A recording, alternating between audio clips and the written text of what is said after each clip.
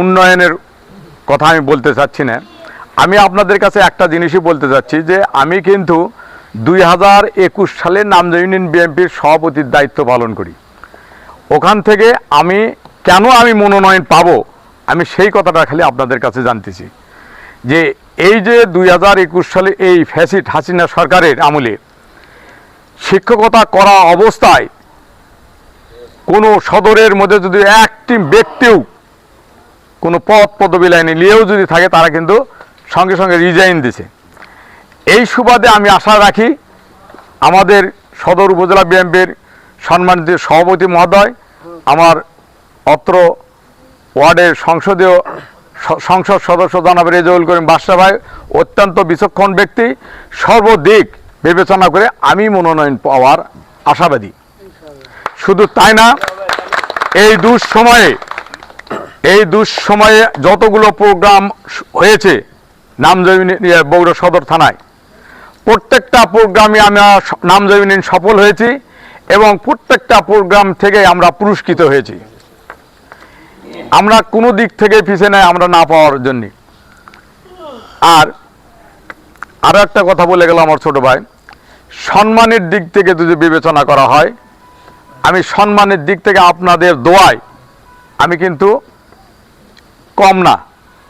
আমার সবচেয়ে বড় সম্মান হলো শিক্ষকতা, তাই না?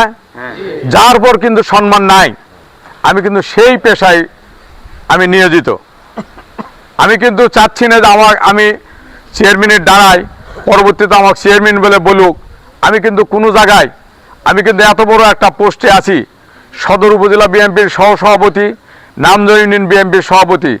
আমি কিন্তু কোনো জায়গায় আমি পরিচয় দেই না যে আমি যদি বাইরে যাই যে আমি অমুক ইউনিয়নের সভাপতি বিএনপির, আমি সহসভাপতি সদর উপজেলা বিএনপি, আমি এই কথা বলি না। আমি পরিচয় দেই আমি শিক্ষক। এতে কিন্তু অনেকেই খুশি হয় যে না, সবচেয়ে বড় পরিচয় হলো শিক্ষকের। এই আর একটা কথা হলো কি, আমার দ্বারা সমাজের উন্নয়নমূলক কাজ হবে কিনা সেটা আমি আপনাদের উপর ছেড়ে দিলাম।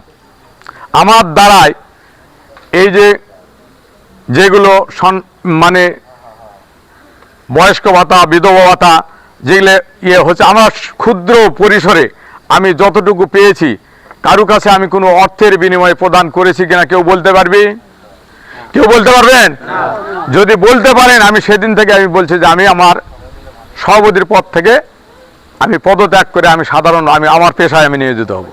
তাহলে আমার এই সুনামগুলো কিন্তু আমার জেলা এবং উপজেলা বিএনপির নিকট আছে। এবং আরো একটা কথা, যে 5ই আগস্টের পরে যে সমস্ত হামলা মামলা জবরদখল হয়েছে সেটা কারো না কারো দ্বারাই হয়েছে, হয়নি?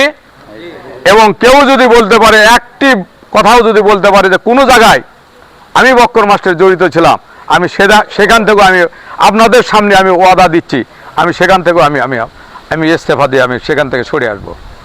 তাহলে আমি কি এগুলোকে আমি করছি? তাহলে এগুলো যদি না করে থাকি তাহলে দলীয় মনোনয়ন কে পাবি? বলে আমি পাবো। এই আমি ওই জন্য আমি আজকে অন্য কোনো কথা বলতে চাচ্ছি না।